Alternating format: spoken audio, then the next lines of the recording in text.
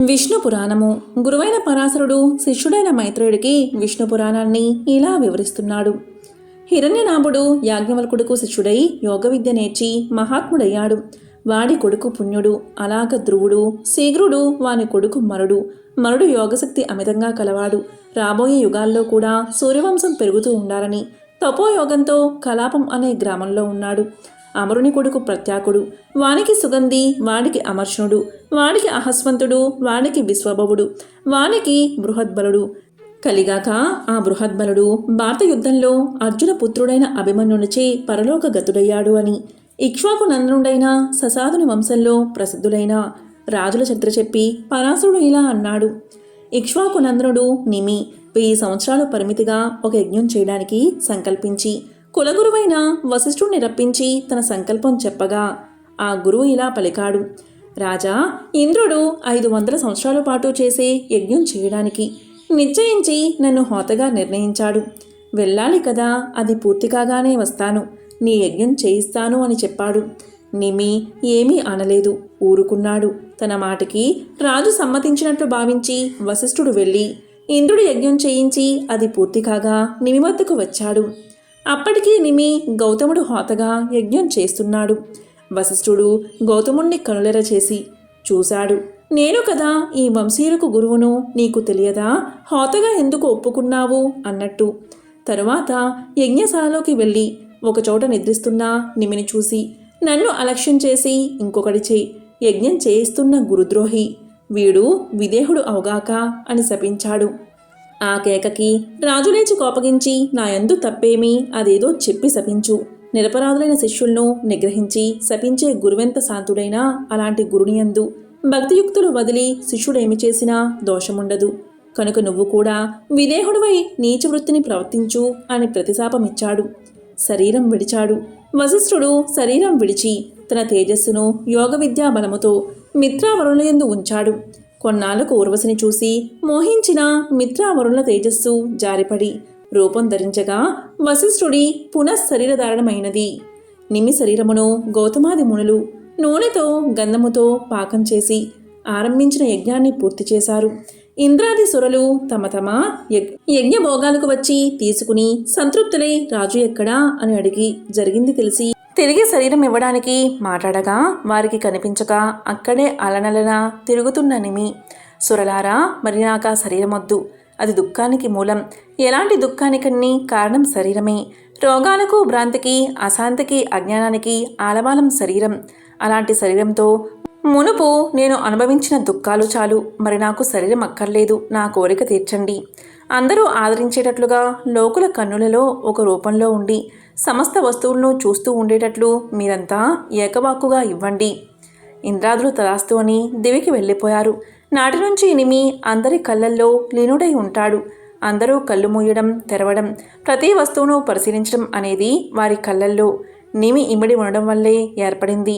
ఇలా నిమిశాపం వల్ల విదేహుడు అవడం మూలాన విదేహుడని లోకంలో వినవచ్చాడు. రాజులేని రాష్ట్రంలో ప్రజలకు ఏవేవో బాధలు కలుగుతాయని గౌతమాది మహాశయులు నిమి కుడిభుజమును మదించగా ఒక శిశువు పుట్టాడు. వాడికి జనకుడు అనే పేరు పెట్టారు, పట్టం కట్టారు. ఆ జనకుడు ఏలుబడిలో ఉన్న దేశానికి విదేహ ప్రదేశం అనే పేరు వచ్చింది. జనకుని కొడుకు మిథులుడు. ఆ రాజు నివాసం వల్ల నగరానికి మిథిల అనే పేరు ప్రసిద్ధమైంది. మిథులుని వంశం క్రమంగా పెరిగింది. వారిలో శీరధ్వజుడు అనేవాడికి చాలా కాలం సంతానం లేక చివరకు పుత్ర కామేష్టి చెయ్యాలని సంకల్పించి దానికి తగిన స్థలం నిర్ణయించి దున్నిస్తూ ఉండగా నాగటి చల నుంచి ఒక శిశువు దర్శనమిచ్చింది. ఆ శిశువు మహాలక్ష్మి అంశ. నాగటి చలనకు సీత అనే పేరు కనుక దాని నుంచి ఉద్భవించిన ఆ బిడ్డకు శీరధ్వజుడు సీత అనే పేరు పెట్టాడు. ఆ రాజునకు జనకుడు అనేది ప్రసిద్ధనామం. ఆ జనకుని కొడుకు కుశధ్వజుడు అసాధారణ బలపరాక్రమాలు కలవాడు. కాశీ నగరాధిపతి పట్టం కట్టుకున్నాడు. క్రమంగా కుశధ్వజునికి పుత్ర పౌత్ర ప్రపుత్రాదులతో వంశాభివృద్ధి కలిగింది. విశేషించి చెప్పవలసింది, జనక వంశంలో పుట్టిన వారందరూ జనక నామధేయులై ప్రభుత్వం నడుపుతూ ఆత్మవిద్యా పరాయణులై ముక్తి పొందడం. ఇది పూర్వంశ రాజుల చరిత్ర అని పరాశరుడు చెప్పగా విని చాలా సంతోషం గురుదేవా, ఇక చంద్రవంశరాజుల చరిత్ర సెలవీయండి అని అడిగాడు శిష్యుడు. ఇలా మైత్రేయుడు అడగగా పరాశర మునీంద్రుడు చంద్రవంశరాజుల చరిత్ర ఇలా చెప్పాడు. అంతకు సృష్టికర్త అయిన నారాయణుడి నామి పద్మం నుంచి బ్రహ్మ పుట్టాడు. అతని మానసపుత్రుడు అత్రి. అత్రి కుడికంటి నుంచి బ్రహ్మాంశతో చంద్రుడు పుట్టాడు. చిన్నతనమందే చంద్రుడు చలించని మనసుతో దీక్షతో బ్రహ్మ గురించి తపస్సు చేశాడు.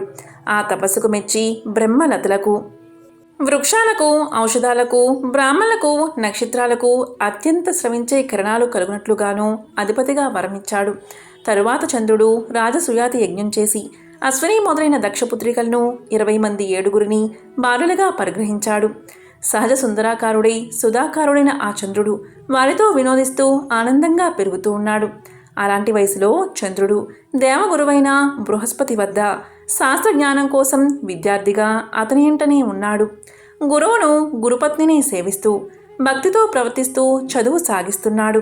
అలా ఉండగా ఒకనాడు గురువు ఇంద్రుడు చేసే యజ్ఞం చేయించడానికి అమరావతికి వెళుతూ, చంద్ర, నువ్వు ఇక్కడే ఉండు, ఇంతకు మునుపు చెప్పిన పాఠాలు వల్లె వేస్తూ ఉండు అని చెప్పి వెళ్ళిపోయాడు. చంద్రుడు అలాగే ఉండి గురుపత్నికి ఆవశ్యకమైన సహాయం చేస్తూ చదువుతూ ఉన్నాడు. గురుపత్నికి చంద్రుడి రూపం, అందచందాలు మానసికంగా మార్పు కలిగించాయి.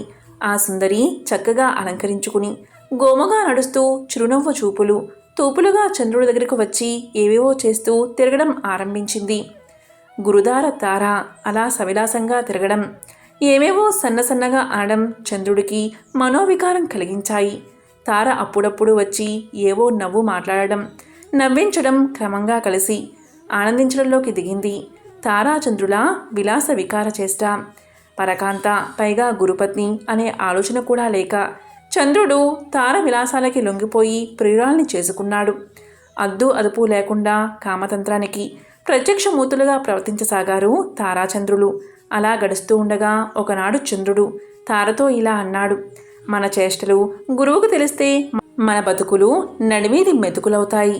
అప్పుడే అటు ఇటు విసవిసలు గుసగుసలు వినవస్తున్నాయి. కాబట్టి మనం ఇక్కడి నుంచి మరెక్కడికైనా పోవడం మంచిది అన్నాడు. చంద్రుడి మాట విని తారా అన్నది, చంద్ర, మన్మధుడు నన్ను నీదానిగా చేశాడు. ఇంకా నాకిక్కడ భర్త ఎవరు? నాకు ఇల్లు, వాకిలి, సంసారం ఎలాంటి ఆశ లేదు. నీ గాఢాలింగనమే నా బతుకు. పద, నువ్వెక్కడుంటే అక్కడికి నీ వెంట వస్తాను అని పలికింది. తార మాటలు విని చంద్రుడు సరే అని తారను తన నివాసానికి తీసుకుపోయాడు.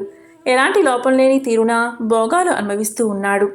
దేవగురువు ఇంద్రుడి యజ్ఞం పూర్తి చేయించి అందరిచే సంతృప్తిగా సంభావనలు అందుకుని నివాసానికి వచ్చాడు. ఇల్లు చిలకలేని పంజరంలా ఉంది.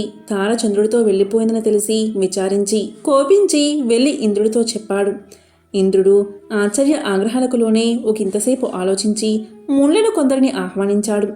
చంద్రుడి నీచకార్యం వారికి చెప్పి, వెళ్ళండి, నయానా పయానా చెప్పి తారను అప్పగించేటట్లు చేయండి. కాదంటాడా? కోపించి అదలించి తారను తీసుకురండి అని పంపించాడు.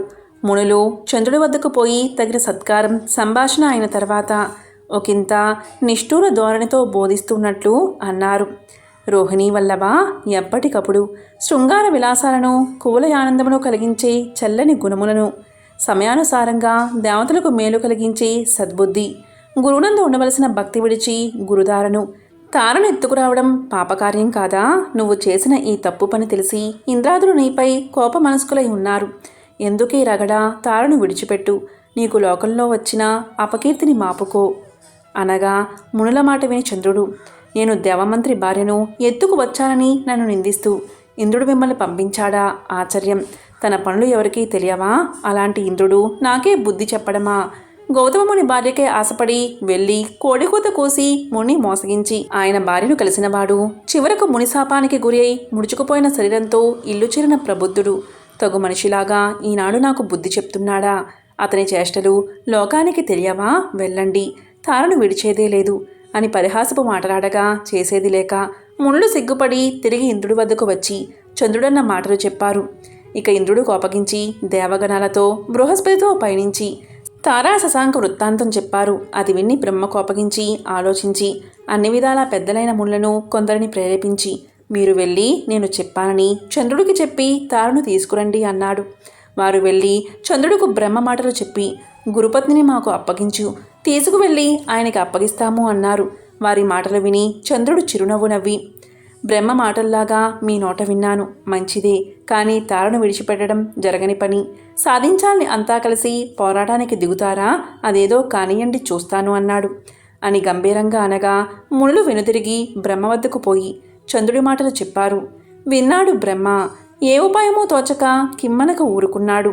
ఇక మునులు ఆలోచించి ఇంద్రుణ్ణి బృహస్పతిని ముందుంచుకుని కైలాసానికి చేరుకున్నారు. చంద్రుడు చేసిన దుశ్చర్య, తార ప్రవర్తన శంకరుడికి చెప్పారు. వారు చెప్పింది విని కోపంతో దేవ సైన్యంతో చంద్రుడిపై దాడికి వెళ్ళాడు. శంకరుడి రాక తెలిసి చంద్రుడు రోషభీషణాకారుడై తన సైన్యాన్ని సమకూర్చుకుని ఎదిరించాడు. ఇక చెప్పేదేముంది, రెండు పక్షాలు యుద్ధం మహాఘోరంగా జరిగింది. ఆ సమయంలో శుక్రుడు గురువుకి శత్రువు కనుక సొమ్ము నిసుంబాది రాక్షసులను వారి వారి సైన్యాలతో చంద్రుడికి తోడుగా పంపాడు. చంద్రుడు మరీ బలము ఉత్సాహం కలవాడై శంకరుడితో పోరాడుతున్న సమయంలో బ్రహ్మ వచ్చి వారి యుద్ధాన్ని ఆపుతూ చంద్రుణ్ణి ఒకంత దూరంగా తీసుకువెళ్ళి హితబోధ చేశాడు. చల్లచల్లగా నచ్చచెప్పాడు, ఒప్పించాడు. తారను ఈడ్చుకువచ్చి గురువుకు అప్పగించాడు. ఇక శివుడు శాంతించి బ్రహ్మను ప్రశంసించాడు. ఇలా గురువైన పరాశరుడు శిష్యుడైన మైత్రేయుడికి విష్ణు పురాణాన్ని బోధిస్తున్నాడు. ఓం నమో నారాయణాయ.